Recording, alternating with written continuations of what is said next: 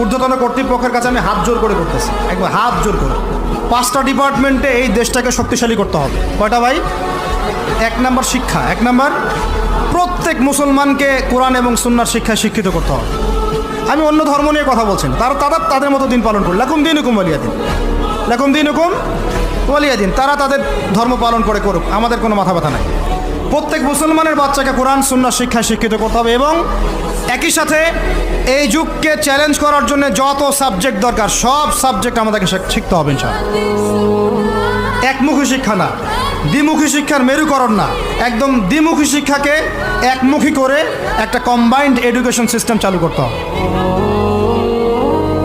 যদি আপনারা না পারেন আমাকে দায়িত্ব দেন,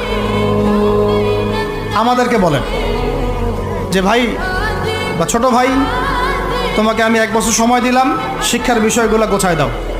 বিনা পারিশ্রমিকে ইনশাল্লাহ করে দেব, কোনো সমস্যা।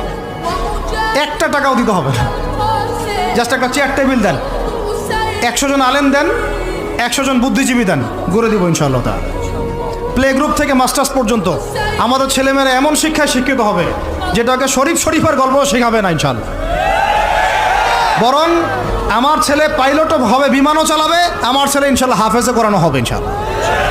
আমার মেয়ে ডক্টরও হবে ইনশাআল্লাহ, আমার মেয়ে আয়েশা রাদিয়াল্লাহু আনহার মতো মুহাদ্দিসও হবে ইনশাআল্লাহ। আমাদের এক ভাই সে রাজনীতিবিদও হবে ইনশাআল্লাহ, জুমার খুতবাও দিতে পারবে ইনশাআল্লাহ। আল্লাহর কসম করে বলতেছি, এমন শিক্ষা চালু করা সম্ভব। শুধু আপনারা যদি একটু সৎসাহস দেখান, একটু উদ্যোগ গ্রহণ করেন, আল্লাহ পাক বহুত আজর দিবেন আপনাদেরকে। আল্লাহ পাক এই ওসিলায় আপনাদের সব গুনাহ মাফ করে জান্নাতও দিতে পারেন। আল্লাহর ওয়াস্তে আল্লাহর দিকে ফিরে আসেন।